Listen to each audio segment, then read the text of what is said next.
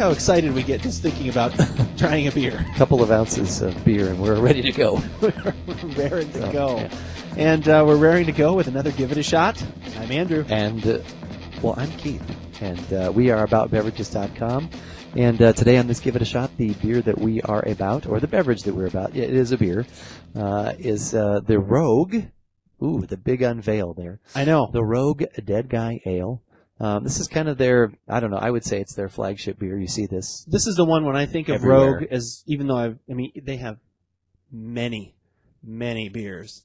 This is the one I think of as like, oh, that's their one. Probably maybe the one that started it all. I don't know. They could let us know if we're wrong with that assessment, but that's the way we think. That's the way we think. Yeah. So it's a Maibock. It's 6.5% alcohol, and we were looking for a price on this, and I don't know why. I thought it was in the $9 a six-pack range, but we saw prices all the way up to $12.49 for a six-pack. So anywhere from $10 to $12. So maybe it's a little more expensive than we thought. But yeah. Now I have not, that I can recollect, ever had this beer. It's been a long time since I have. So we're kind of, for me, it's a new experience. You revisiting a memory that you don't have. Oh, you got to write that down. That's good. It's been a long time since we rocked the Rogue. Ooh, that's true. Actually, it hasn't been too long because. Well, rock this Rogue. Rock it inside out. No, don't start singing. No straight cat. No. No, we're big fans of the Voodoo Donut. We can't stop talking about that. I was lucky enough today. I was out at Total Wine. I found another one. Yes. So I have one for special. And I went rogue crazy today. So I grabbed a Pilsner. Good Chit Pilsner. Had to make sure I said that just right. Just right. Oh, yeah, which I've never had, and I also grabbed a Mogul Madness Ale. So those will be tomorrow at some festivities. Nice. Looking forward to that. Yeah, but right now, back to the beer at hand. Looking forward to this. Okay. All right, let's just get right to it. The beer at hand. Now the beer in your hand. That's right. It's the Rogue. I've got one beer in my hand. And another one's other is throwing a peace sign. I don't know. I think that it's not in your pocket. Yeah. So, okay. All right. We'll show you what's in our glass. That is about as clear as you can get. That is just copper and clear. Well, see, mine's not. Look at mine. That is two totally. Let's go to the video. Go to the video right there. Mine is not. That's insane. So, was this one we needed to upend? No, it didn't say anything about that. I had a little bit left in here. Let's see if maybe there was some extra yeast hanging out at the bottom.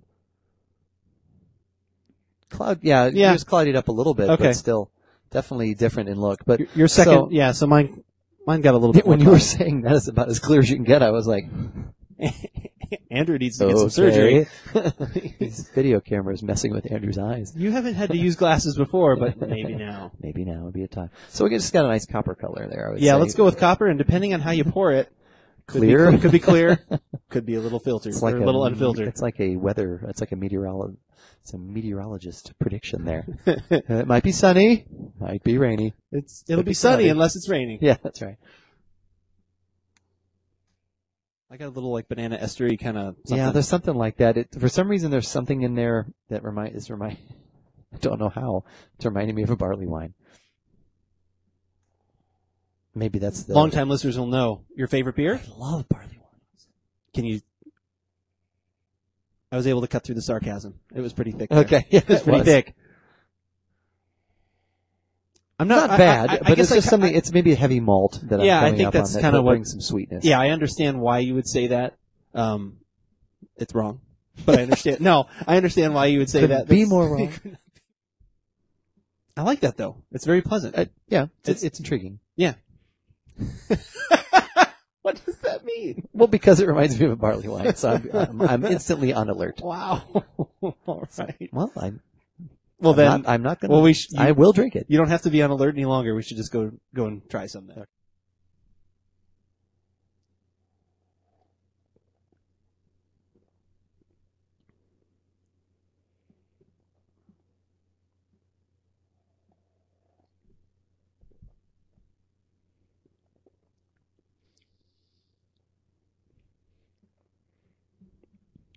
There's a high note of probably that. It's not really. I can't say fruit anymore, but I mean it's because it's not just that. It's probably that sweet malt, but with a tinge of that maybe. The banana's not quite right, but something. It's like a tropical fruity something. Yeah, like it's almost kind of like papaya or pineapple or something. There's something kind of tropical about that in there, which I actually think is pretty nice. Yeah. I'm very, very happy. Yeah. They didn't go barley wine on you? Thank God. Yeah, I think there's actually like a really nice, just tropical fruit kind of note. The malt is there that's really nice. It's a little bit dry on the front of my tongue. Yeah, I would say. Yep. I know that's not necessarily the style. For some reason, like I think I'm programmed now with all the beers that we have that I'm expecting a little more hops. Right. I know that's not the style, so it shouldn't, so that aside, like it would be kind of nice to have a little bit of a bitter something at the back. To counteract that just to kind of high sweet note. Yeah. Yeah. Just a little bit, but I think this is really good. But I guess the fact that it is a Maibock tells us. Right.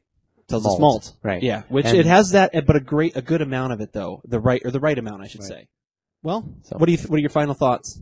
I like it. It's good. I like it. I like it. I like it. If it's $12.49 a 6-pack, that's probably going to price it a little bit out of my range. Yeah. Because and I know it'd be less beer, but I'd probably spend that $12 on a Voodoo Donut. At least right now. Yeah. Because once again, if you want to talk Rogue, actually, you know what I would grab would be see, we shouldn't do this because it's other styles, but I would say, and they have the fresh ones out now, the Dortois. Yeah. The Dortois Black Lager is amazing. And once again, Bock is just not, overall, that's not my favorite style. It's usually a little too malty for me. This is not. I like this. Yeah. Once again, it's just, it could come down just to a matter of price and wanting to try other things, like some of the other wonderful beers that they do. All right, well, head on over to the website at AboutBeverages.com and check out our tasting notes for this beer from Rogue Brewing Company and find out where it hits on our recommendation scale. And while you're there, check out everything that we've got going on. Obviously, we've got video. We're doing more of that. We had a full-length we'll be having a full-length podcast coming out very soon involving 3 new gins and a returning champion and a guest. Yes. Guest that people have been enjoying, Eric. We've gotten some good response to that, so we appreciate that as well. We realize our Eric G's can get confusing. We need one more Eric. Then it'd be like we'd have the trifecta. The 3 G's? We need 3 G's. They're both last name with a G, aren't they, too? Yeah. Eric Green and Eric Gasson, so it's not like we can just say Eric G. Right. They're both, yeah, I know. We just have to start calling them it's too much. Gasson and Green.